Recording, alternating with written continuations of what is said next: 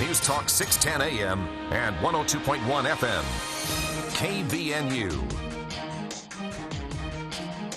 4:05 now. In for Bill Walter. I'm Will Feelright with your KVNU News Update, brought to you by Lendright Mortgage.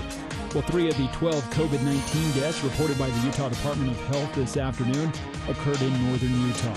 2 of Box Elder County residents, a woman over the age of 85 and a man between the age of 65 and 84 years of age, plus also a Cache County woman who was between 65 and 84 years of age. Meanwhile, there have now been over 2,841 COVID deaths in Utah, with 134 of them occurring in Cache, Rich, and Box Elder counties. The state also reported 1,700 new positive cases during the past 24 hours, with 22% of them reported to be school-aged children. That pushes the rolling 7-day average now of positive tests a day to 1,443, while hospitalizations have decreased slightly during the past 24 hours. Health officials saying today that there are 561 people currently hospitalized, with 227 of them reported to be in intensive care units. Meanwhile, healthcare workers in Idaho are continuing to struggle with an increase of COVID-19 cases there. We'll have a check of those numbers coming up next as we first check your weather forecast. Calling for sunny skies through the rest of the afternoon. We've hit 76 so far for our high today. Tonight we'll drop into the low 40s with a few clouds overnight. And then back to sunny skies tomorrow. Same for Friday and into the weekend, as temperatures over the next few days staying in the high 70s to low 80s. Cache Valley Hearing and Audiology bringing you this forecast. They are the most trusted name when it comes to hearing aid technology. Call Dr. Paul Danes and help him bring back the sounds that you've been missing. Or he can help you, that is. Give him a call at 753-HEAR. That's 753-HEAR. Well, healthcare workers in Idaho are exhausted and angry. Some of Idaho's coronavirus vaccines are expiring because they have sat unused for so long, and coronavirus case numbers and deaths are continuing to climb, putting the state among some of the worst in the nation for its rate of new COVID-19 diagnoses. Idaho's public health leaders painted a grim picture again yesterday during their weekly press conference. Idaho Department of Health and Welfare Director Dave Jensen says the state continues to set record highs with 686 hospitalizations in Idaho as of this past weekend. He says that those numbers are expected to continue to climb, and he urged residents to get vaccinated. You can get more on these and other stories at CacheValleyDaily.com. And for Bill Walter, I'm Will Feelright with your KVNU News Update. Hey, get prepared for the hunting season. Did you remember to bring your hunting gear, your sleeping bags, and coats into Mount Logan Laundry? With their 55 and 80-pound washers and dryers, they can do any job. And while you're at it, bring in the comforters and blankets and get ready for the colder months ahead. Try Mount Logan Laundry. For a few quarters, you can use their large-capacity washers and dryers and be done in no time. Free Wi-Fi and drop-off service. They're at the corner of 5th East and 9th North in Logan, or in Brigham on the corner of 1st East and 7th South. Mount Logan Laundry really is the cleanest spot in town. Procrastination isn't a valid retirement strategy. If your saving for a retirement approach involves the phrase, "I'll get around to it someday," it's time to make someday into today. Edward Jones can help. Contact your local Edward Jones financial advisor to get started today. Visit edwardjones.com or stop by your local Edward Jones office. When it comes to meeting your retirement goals, time can be on your side, and there's no better time than now. Edward Jones, making sense of investing. Member SIPC. If you have a Jeep already, there's a really good chance the only car you'll ever drive is a Jeep.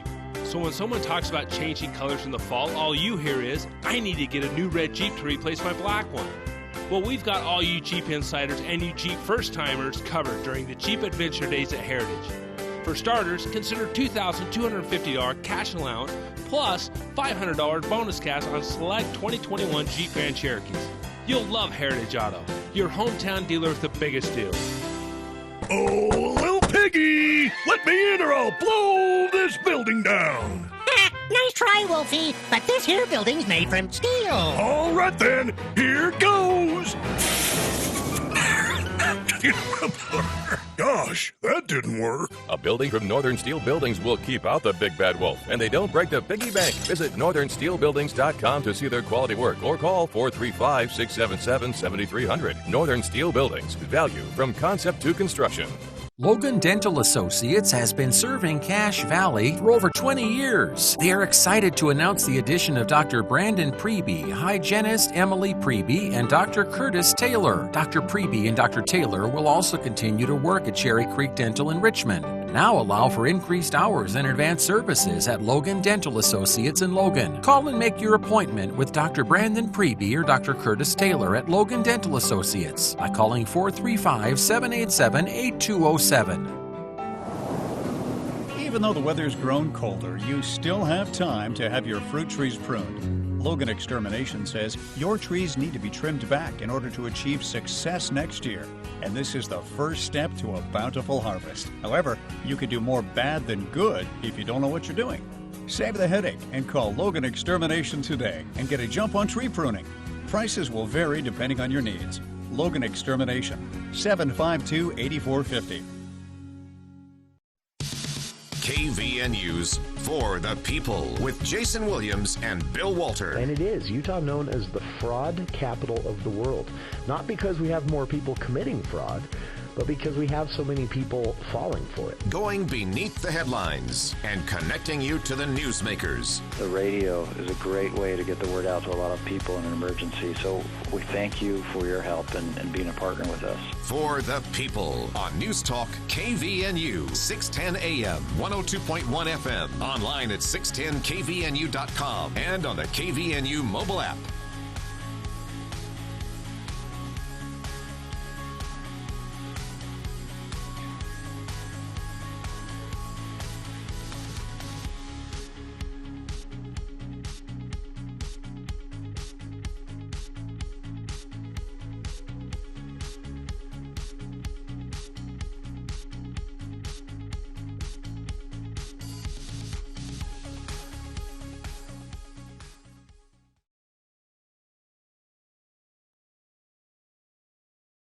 Welcome to KVNU's For the People. Try that again. It is hour one of today's show, and a beautiful afternoon out there. It is smoke-free air for the time being, at least, and enjoy while it lasts, right? We have a very special guest joining us here in the studio today, and part of the reason for that is it is time for Speak to the Mayor, our afternoon program once each month, usually with Logan City Mayor Holly Daines. This month, we are joined instead by a special guest, the Chief of Police in Logan City, and he is going to be filling Mayor Daines' shoes today and speak to the mayor. Mayor Daines, of course, a candidate for re-election, so we thought it fair to the other candidates to step away from that, but we didn't want to end the segment. So Mayor Daines went through city staff and Chief, I don't know, did she threaten? Did she twist arms? How did she? But she sent us a list of people who will be coming down in her stead until November. And welcome. Appreciate you taking the time. Absolutely. No, I actually volunteered to come down today when she offered the option. It's a pleasure to have you in, and it's great to have Logan City. One of my favorite things about Logan City, being in this position, I get a chance to deal with all the cities in the valley in one way or another throughout the year. And Logan City is very accessible, whether it's the chief of police, whether you have a question about the budget, whether it's just a simple issue with a power bill. Logan City is a very accessible city, and it's noticeable. It's a bit tougher in your position, though, right? You guys there at the police department have a very important job to do that doesn't allow you to be out, holding press conferences every day or the things that most elected officials go out and do their time with, and yet you're in a position where you're that visible, and people are oftentimes that angry with you, just as they are with some of our elected officials. But in Logan City, at least from an outside view, things seem to be going pretty well. Things are growing well, and what I would suggest to you is that's less about the police department and more about the community that we serve. We have great people here to exercise our law enforcement responsibilities, and by and large, that segment of people, that group of people, are just fantastic people to work with and work for. The public perception. This is always interesting to me. The public perception of what a police officer does. Oftentimes, for most people, your interaction with a member of law enforcement is a traffic ticket, or the occasional, you go to a USU game and you see someone directing traffic out there. It's very limited interaction for most people. We were talking before the show started here, you and our program director, Will Philwright, and I were talking, and this gets to some of those things people don't know that police do. But you guys were talking about some of the fraud that's plaguing not just the Valley, the state, the nation, and much of this coming from overseas even. That's a good example of something you guys do that's often under the radar, behind the scenes. You put a lot of effort into keeping people safe in that way as well. Absolutely. When we take calls for criminal investigation, when somebody has been the victim of a crime, in this case fraud, obviously it's frustrating for us because you hit part of the problem on the head, and that is that we're dealing with people that are unknown and unseen and typically out of the country and, with all due respect, almost untouchable.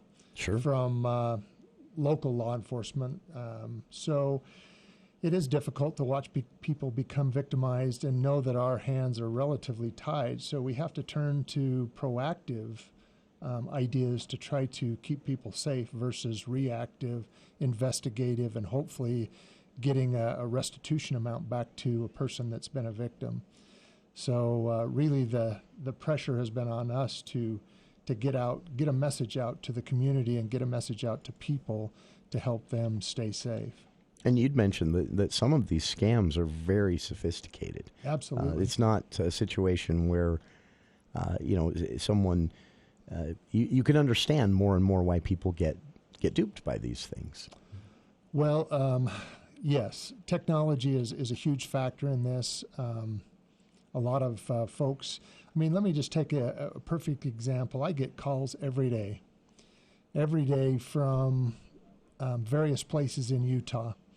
And I don't know if scammers don't do their geography well, but, you'll get a call from someplace in central Utah.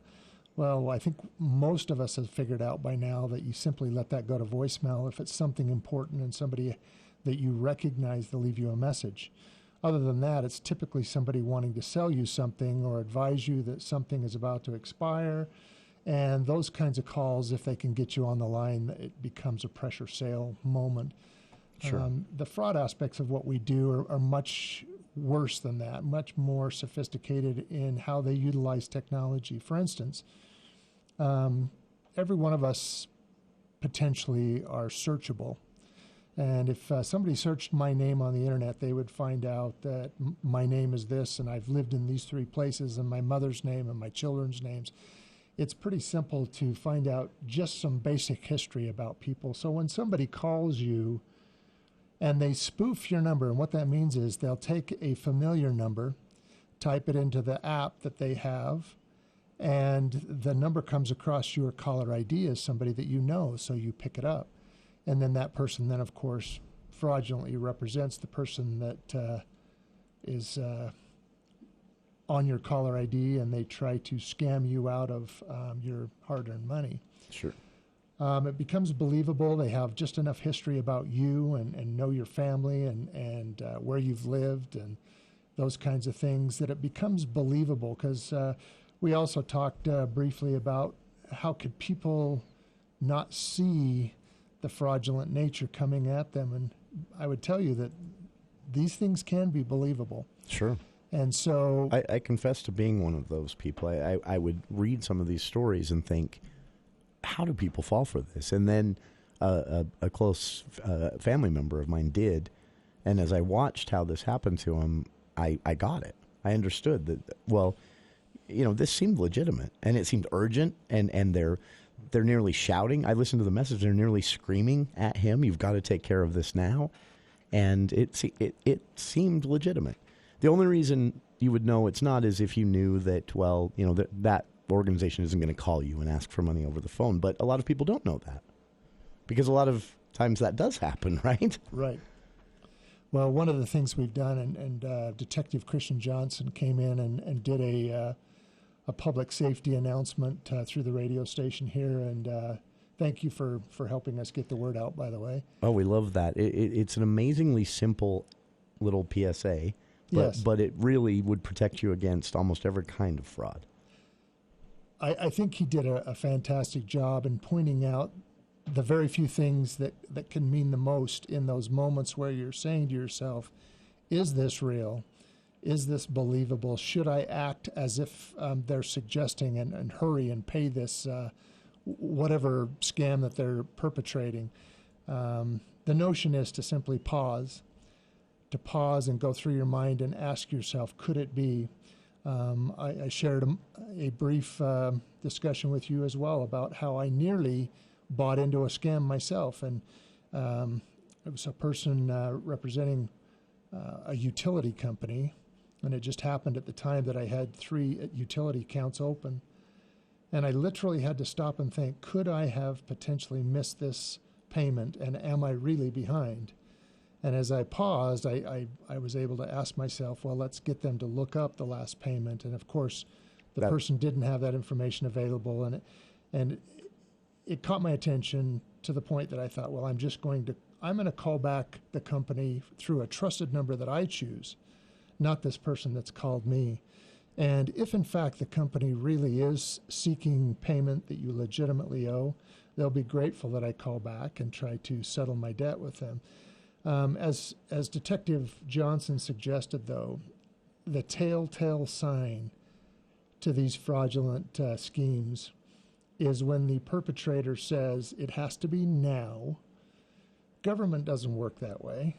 Rarely do we work that way. And if it is now, you have had a number of opportunities prior to the conversation that is now that would obviously legitimize what it is that we're doing. But the telltale sign to fraud is when that person requests an individual go out and purchase gift cards.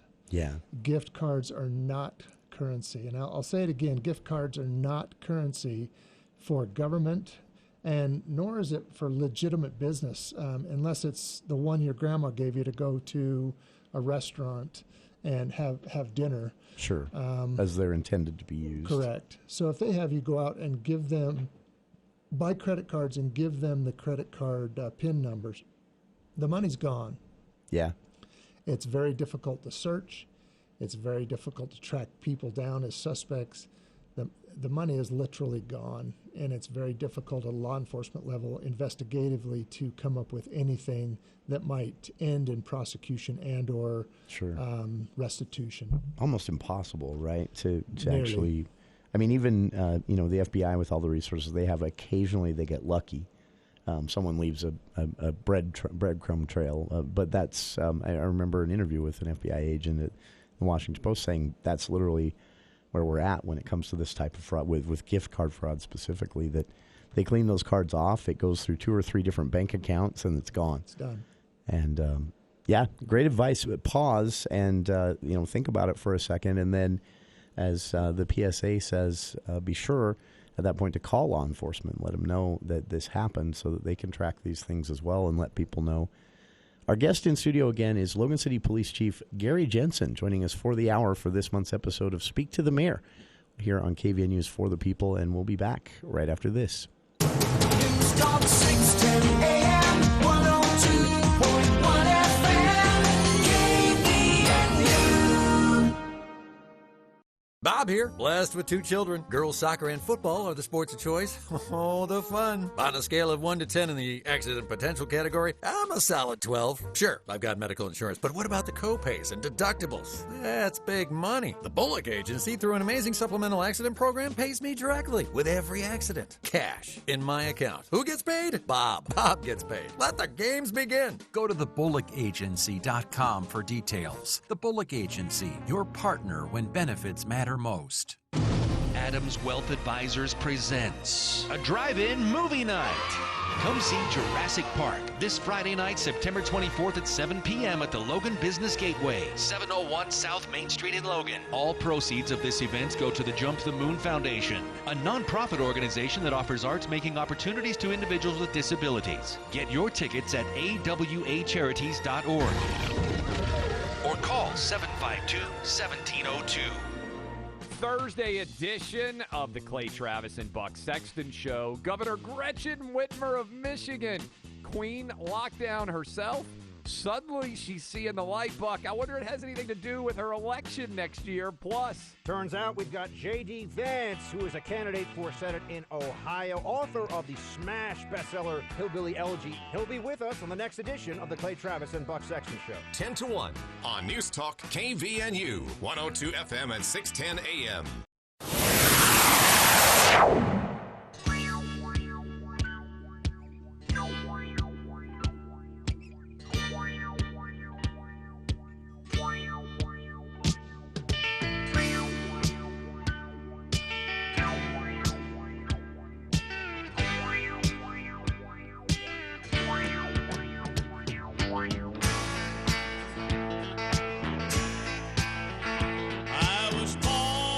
Welcome back to KVNU's For the People. It is Speak to the Mayor here on For the People. This month's installment. Again, Logan City Mayor Holly Daines is a candidate for re-election in the municipal races this year, so she will be stepping away from Speak to the Mayor until after the election, and we see the results there. But we wanted to keep the segment going, so she worked with city staff and department heads and more, and they came up with a schedule of folks who will join us here on the show until November's election has come and gone. And this month, Logan City Police Chief Gary Jensen sitting down with us. Chief, we spoke about fraud and the work you guys do along those same lines. It's always impressed me here in Cache Valley, Logan City Police. You don't see this in every community is why it's impressed me, but you guys put a lot of effort into your community relationship, and oftentimes in a fun way that gets people laughing or having a good time. But just a few weeks ago, actually, I watched an officer do something not part of his job description whatsoever in Logan City, but he just leaned out and warned a cyclist. Someone was there on a bike. He just leaned out of his car window and warned them about something hanging off the back of their bike, and the cyclist thanked him for it. And that just kind of struck me as one of those things that nobody thinks of that type of stuff when they think about cops, right? Yeah. We think of handcuffs and having that annoying process of paying a speeding ticket and things like that, which of course is our fault, but still we blame the cop. But that just struck me. It was just a nice thing to do. He rolled his window down, leaned across the seat, and said, "Hey, sir," let him know that one of his devices attached to his bike was loose. And that was just kind of a nice thing to see, be reminded of. Sure. This is, I have to assume, not easy to do at all times. Well, I mean, you guys get a lot of heat. Sure. For everything. And heat's okay. We understand frustrations that come with some of what we have to do.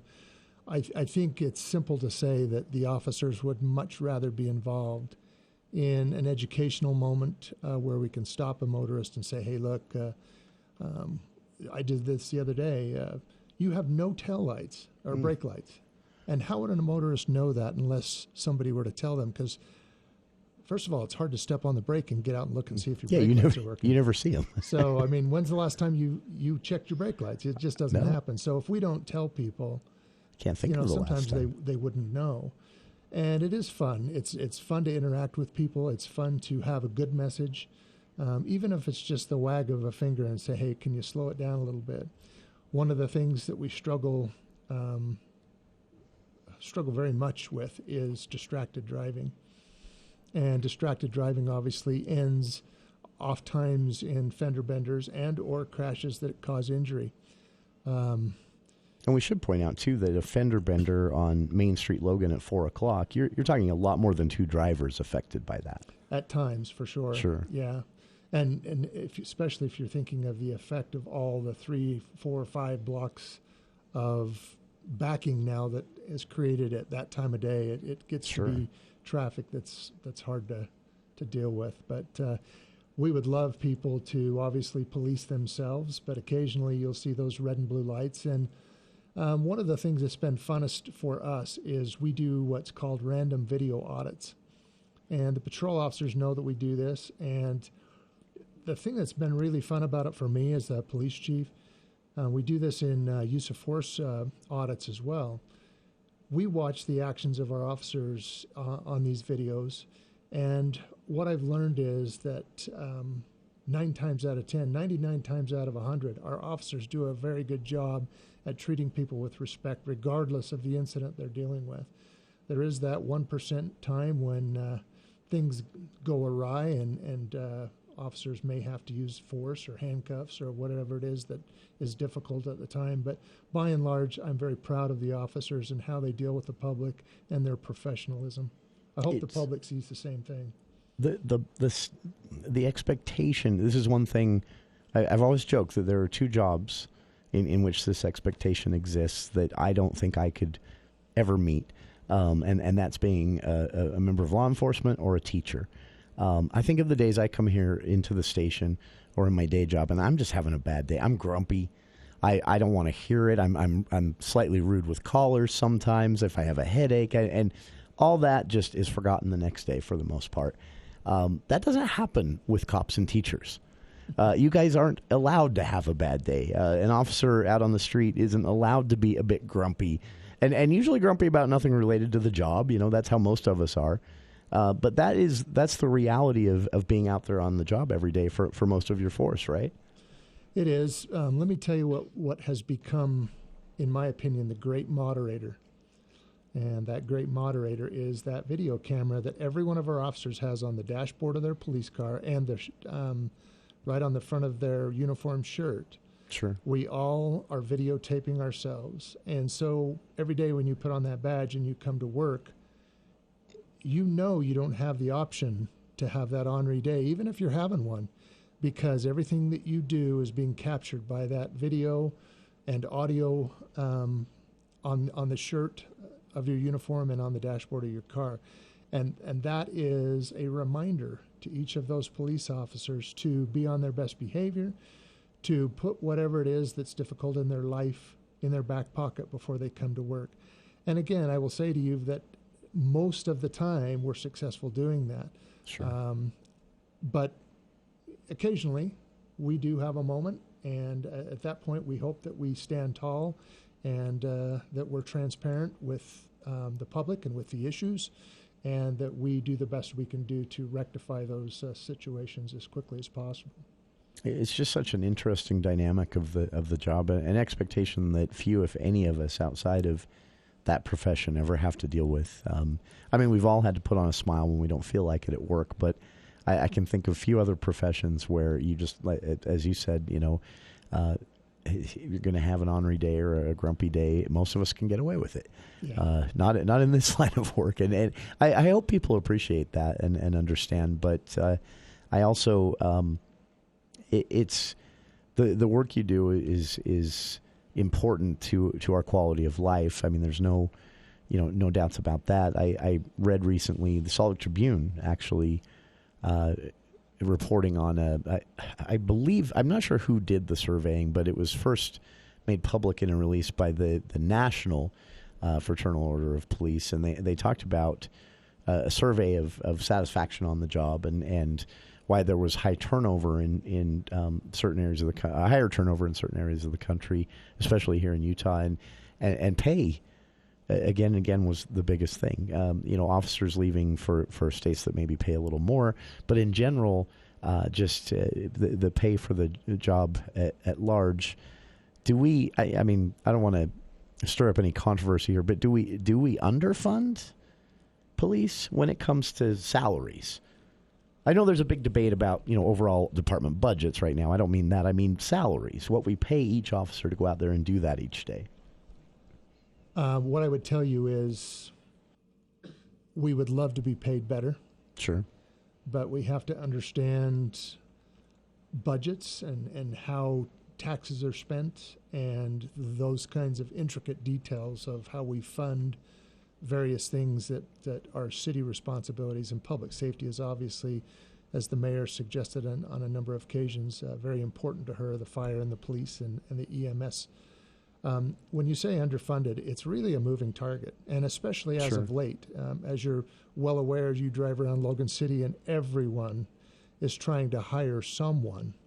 And part of that battle to get that all-important employee into your business, get them trained and get them up and get them working, is that allure of that $1 per hour. Sure. And that's no different in policing. We would love to be able to have the greatest $1 per hour around, but that doesn't always happen. So the other thing I'm always cautious to remind people is it's not just about the dollar per hour. There are other benefits, some monetary, some intrinsic. I mean, there's a whole bunch of things that equal what it is to be a police officer in Logan, Utah. Once again, I'll shout out to our citizens. We have a great community. Sure. This is a great community to live. It's a great community to police. Notwithstanding that, we do have to pay our police officers well. I will tell you that the city has taken a very proactive approach as budgets come and budgets go to try to be thoughtful, to try to be competitive, and to try to keep up with the best of our ability, keeping people paid well, and obviously keep people at our police department. Now, there's a number of reasons why officers leave, and Sure. in the past there has been those that have left for a couple of dollars an hour, or a couple of cents per hour, but by and large, it's different things. I'm down a few officers right now. We're looking. Retention of police officers had become more difficult. We could probably talk about that for an hour in and of itself. Sure. And then, of course, not just retention, but actually finding potential employees to look at policing as a career and get them through the process and get them hired and into our building and in our uniform. Very difficult job market right now. It's a lengthy process too, right? Absolutely. This isn't like a week of interviews and boom, you're hired. No. Our guest again, Logan City Police Chief Gary Jensen, here in studio for the hour. It is Speak to the Mayor, again, Sans Mayor. She is out as a candidate for re-election until after the election, but every month we'll be continuing this segment with a different representative of Logan City. And this month, Logan City Police Chief Gary Jensen will keep the conversation going after this look at the news with KVNU's Will Feel Right.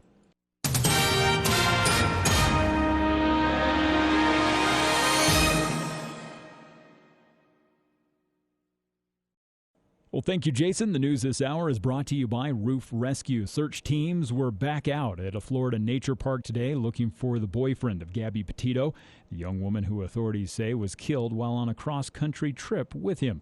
Northport Police spokesperson Joshua Taylor says the search resumed at about 8 a.m. this morning at the 24,000-acre wilderness park. Investigators say that Brian Laundrie's parents told them that he had gone there after returning home without Petito on September 1st. The search includes thousands of acres of forbidding and swampy subtropical terrain, which is full of alligators, snakes, turkey, deer, and other wild creatures. There are more than 100 miles of hiking and horseback riding trails. Well, as expected, the Logan City Council has taken a cautious approach to authorizing accessory dwelling units within the city limits. With a unanimous vote at their regular meeting last night, members of the City Council approved the creation of separate rental units within a residential zone bordering Utah State University. Now, under state laws recently enacted to address Utah's growing housing crisis, cities statewide are required to allow so-called accessory dwelling units, ADUs, in at least 33% of their residential areas. Proponents of that statute in the legislature argued that allowing the creation of apartment spaces within existing residences was a way to increase housing availability without dramatically changing the character of neighborhoods. But local officials still had discussion to decide on areas of their cities where the new apartments would be allowed. The Logan City Council held a public hearing on ADUs on September 7th and continued discussions about it last night. In their discussions, council members agreed that one of the primary concerns was protecting the Adams neighborhood, which is already one of the most densely populated areas of the city with a high percentage of rental units. Well, looking at mostly clear skies with a few clouds overnight tonight as we've been in the high 70s today. Tonight we'll drop into the low 40s, then back into the high 70s for tomorrow and Friday, 80s expected for the weekend. I'm Will Feelright for KVNU News. This is Branch Office Administrator Becky Johnson, bringing you the daily financial market report on behalf of financial advisor Mike Arnold and Edward Jones. U.S. equity markets climbed higher today as investors digested the September Fed statement and economic projections as well as commentary from Fed Chair Jerome Powell. Values seem to slightly outpace growth as sectors like energy and financials climbed most. However, technology and consumer discretionary sector returns were also strong, outpacing the broader index. Small cap stocks outperformed mid and large cap peers today. More broadly, markets seemed poised for a rebound after a sharp decline earlier in the week, and today's Fed meeting did not derail this brisk-on tone. The Dow closed up 338 points at 34,258. The Nasdaq closed up 150 points at 14,897, and the S&P climbed up 41 points at 4,396. And in the bond market, the 10-year Treasury yields are trading lower by 0.01 percentage points. In stocks of local interest, Autoleaf was up $1.75 at 84.63. Chevron up $2.79 at 97.64. Dominion was up 33 cents at 74.84. Home Depot was up $1.71 at 335.93. Kroger's was down 35 cents at $40.10. Lowe's was up $2.62 at 208.89. McDonald's was up 2.63 at 243.13. Microsoft was up $3.78 at 298.58. Nucor was up 97 cents at 97.18. Philip Morris was flat today.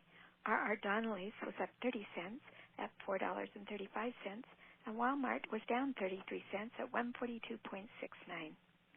This has been today's Financial Market Report, brought to you on behalf of Edward Jones, member SIPC, and financial advisor Mike Arnold, serving individual investors with personalized attention and financial advice at 135 North Main, Suite 102 in Logan. If you'd like additional information, please contact our branch office at 753-2915. Daily commentary is also located on our website at edwardjones.com. NMLS 1817019. LendRight Mortgage declares freedom from high rates and closing costs with the introduction of our Freedom Loan. What is a Freedom Loan? 1, you pay 0 closing costs. 2, you get a rate that's the same or lower than the rate other lenders charge you thousands in points and fees to get. The choice is clear. Pay thousands more than you should with another lender, or get the same or lower rate and have the Freedom Loan cover 100% of your closing costs. Act now. Freedom Loan APRs are as low as 1.92% for 8 to 15-year terms and 2.67% for 16 to 30-year terms. Call 801-APPROVE or visit lendrightmortgage.com.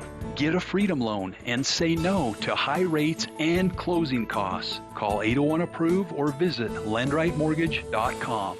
Believe it or not, a high-quality furnace air filter will reduce the amount of dust and pollen carelessly floating around in your home. John at the Duct Hunter says, always buy a higher quality air filter. If you can see through a filter, you probably should pass on it. If you're not sure about which furnace air filter to buy, give John a call. He only carries the highest quality, which will reduce the dust and pollen in your home. For a free consultation, call the Duct Hunter at 770-4813. We are the Duct Hunter. Breathe better, save money, protect your home. We are the Duct Hunter.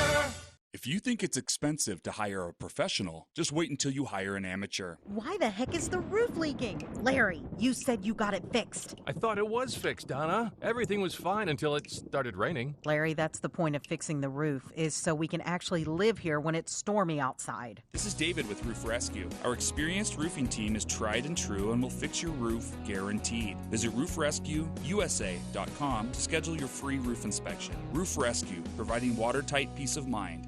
Bring back what you've been missing. Bring back Cache Valley Hearing and Audiology. Cache Valley Hearing and Audiology is Cache Valley's most trusted name in hearing aid technology. Schedule a free consultation with Dr. Paul Daines by calling 753-HEAR or visit cachehearing.com. Bring back what you've been missing. Bring back Cache Valley Hearing and Audiology.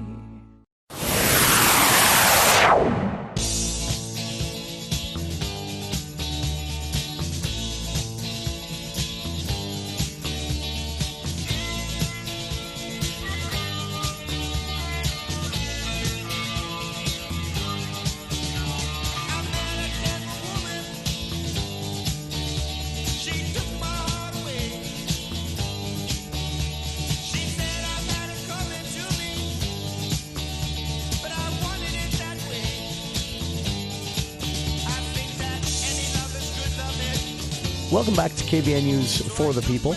Joined in studio by Logan City Police Chief Gary Jensen, our guest this hour on this month's episode of Speak to the Mayor. Again, Holly Dane's out as a candidate for re-election until after the election and we see the results. Until then, various representatives of Logan City will be joining us here in the studio. And this month, Chief Jensen joining us here. We've covered a lot of ground already, but there's still a lot to talk about. And one thing we haven't talked about yet, Chief, are some of the upcoming things. I mentioned you guys have been trying to keep it fun with the community interaction. There are some great events that happen. And I have to throw this shout out quick. The Logan City Police Department's support in various ways of CAPSA and other nonprofit organizations in Logan. You guys deserve a big thumbs up for that. But these are just a handful of things you guys do to try and get the community involved and build a relationship. You'd mentioned something you wanted to talk a little bit about. How is this spelled, Bolo Wrap? It's BOLO. BLO. WRAP. Bolo Wrap. Bolo Wrap. Okay, so yes. no dashes there. Okay. I don't think so. This is an important thing that is part of de-escalation is the word, right? Yes. Okay. And you guys are embracing this, or have embraced this. What's come into question is the use of force by a police in any fashion or form. Into question meaning, is there a better way? One of the mantras that we sort of adopted at the police department is just because we can doesn't mean we should. And so legally at times... Good advice on any job. Certainly, I think that daily here in the studio. But realistically, laws are written, and you can satisfy the nature of the law that you can actually use force in this particular incident, but you still have to ask yourself, is it the right thing to do? Should I use force right now? Or can I minimize the necessity for force, or can I de-escalate just simply by talking it through? Now, we talked earlier about fraud, and we talked about a pause.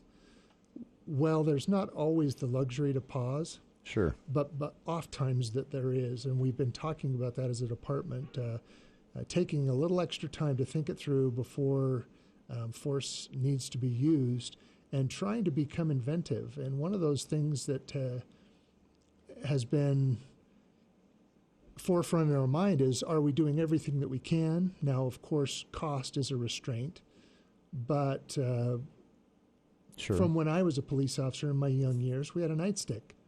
That's what we had, and a gun. Those were the two tools that we had.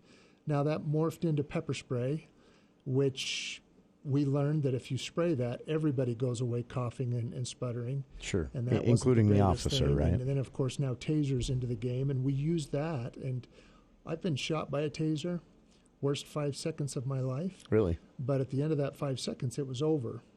And no harm, no foul, so to speak. You know, I definitely don't want to be tased again. But it is kind of an important notion that we have things beyond just a stick to hit people and a gun in those situations. We have a whole bunch of different steps. And those are, this new idea is Bolo Wrap, and Bolo Wrap simply shoots out a Kevlar cord. On each end of that Kevlar cord is almost like a grappling hook. It's made out of fish hooks, believe it or not. It's amazing. I'm looking at some of the little virtual simulations they have here on the website. And so it wraps you up. It wraps around your arms, around your torso, or potentially around your legs. This is like Marvel Spider-Man stuff. Yeah, exactly. It is. It's Batman stuff. Absolutely. Or Batman, yeah. Actually, yeah, it is Batman with the little hook. The thing that's important to realize is that none of these tools are fail-safe. Sure. And so we've used that in training the Bolo Wrap, and not every time does it actually grab clothing. Really? And complete the wrap. But here's the best thing about that tool. It causes the person in question to pause and say, what just happened? Because this Bolo Wrap is propelled by a .38 caliber blank. That's what pushes that. So it's loud. Yes, it sounds like a gunshot, quite literally. And so a person hears the report, and feels what is actually the slap of that little bolo on the end of this cord. And they have to say to themselves, what just happened to me? And they have to do an assessment almost. I mean, they have to look down and say, am I hit? What's going on here? And by that time, theoretically, we've then been able to move in and take that person into custody safely and without incident. Now, that's interesting. Nothing about what we do is perfect. I Sure. guess you understand that.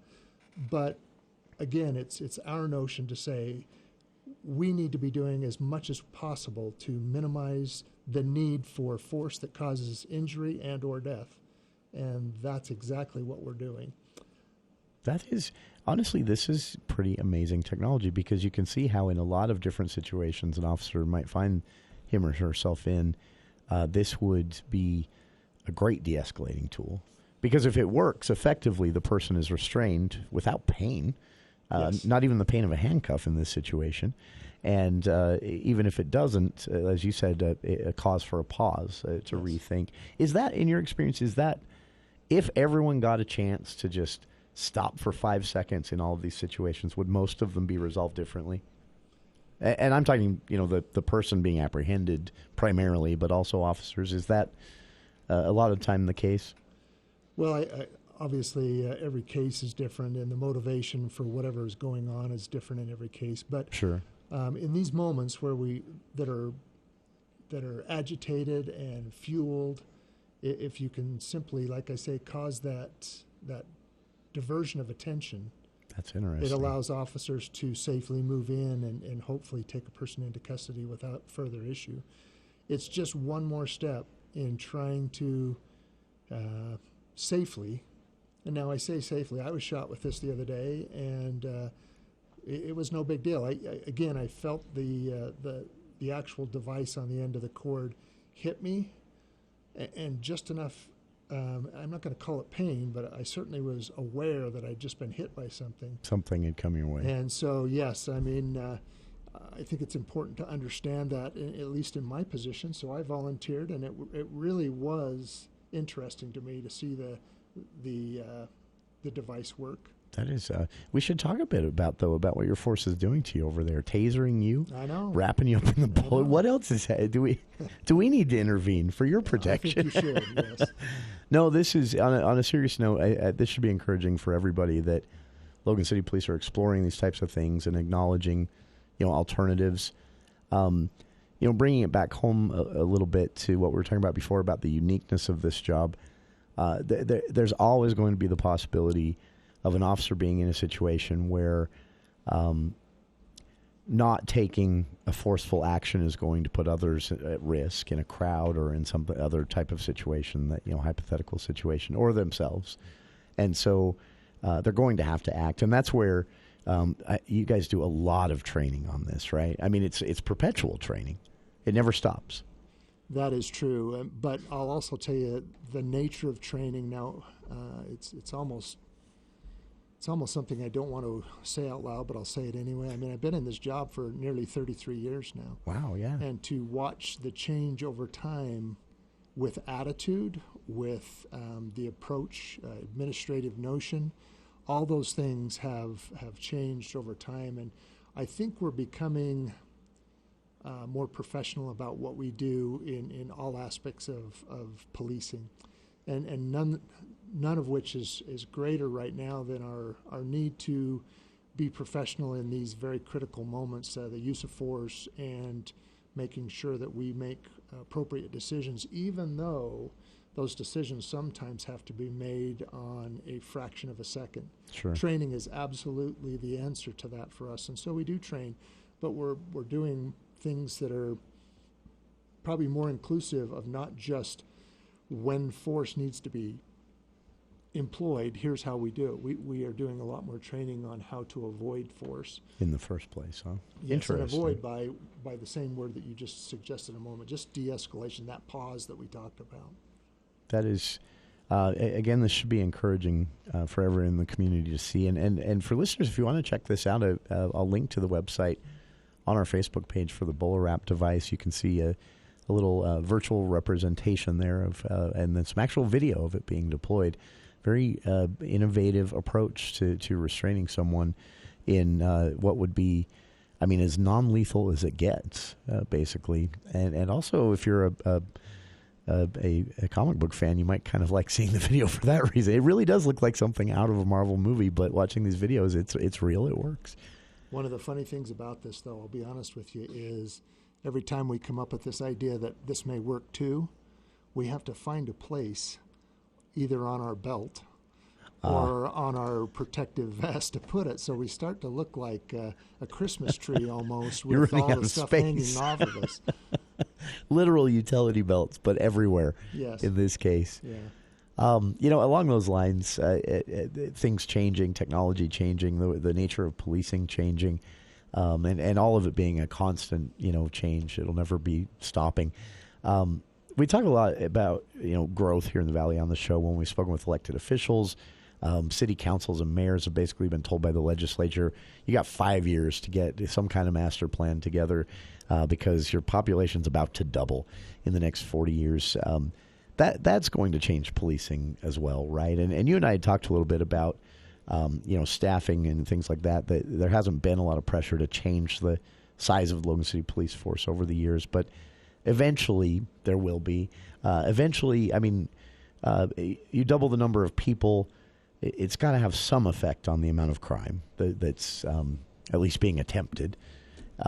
Is that, are you a part of those discussions as well as the city talks about things like housing density? Are you guys there as well talking about, okay, what does policing in Logan City look like 10 years from now? Yes, not only am I concerned about that and aware of it, and in the part of conversation, I've been happy to see that the city council and even the mayor have been asking pointed questions as to what our department looks like and our call volume. And I think almost equally, we've done quite a few things over the last several years that have affected our call volume. For instance, we enacted basically a false alarm program that you get the first several false alarms for free, but if you don't fix your system or take an active interest in not continually being that false alarm person, that we start charging you for the response to your business or your home on false alarms. And so I like that. What it's done is it's taken our call volume down because less people now are having the recurrent false alarms. And so makes sense. So that drives call volume down. And so it makes it look like our calls for service are less, when in fact some of the calls for service have changed in the gravity of what kind of calls we're responding to. For instance, domestic violence. We do domestic violence response frequently. Sure. And that's not a call that is you go and shake the business doors, make sure everything is tight, call the responsible party. I mean, you can do that in 20 minutes. A response to a domestic violence situation could take hours. Sure. And the whole so it's night. not just about the actual call for service, it's about the type of call for service as well. Interesting. That's, all this again speaks to change and how things are. It will probably never be to a point where anyone can say, all right, we got it. We figured it out. This is what works. But it's encouraging to see that at the Logan City Police Department, that you as chief, that the city council and the mayor, that you guys are all talking about this and on top of it. And only a minute left in the hour here, so no time for any surprise gotcha questions or anything like that. But any final thoughts for listeners out there on someone out there maybe wants to meet a cop? Well, so we are always open. My phone number is available. You're welcome to call if you have a question. I have a staff that would be happy to answer any questions. We have a Hispanic officer group that is outreach to our Hispanic community that can help answer questions. We're always happy to take those calls. All that information can be found at the Logan City website, by the way, and I've linked to that on our Facebook page. Thanks again to Chief Jensen for joining us, to listeners for tuning in, and stay tuned for Hour 2 of today's show right after this here on KVNU Logan.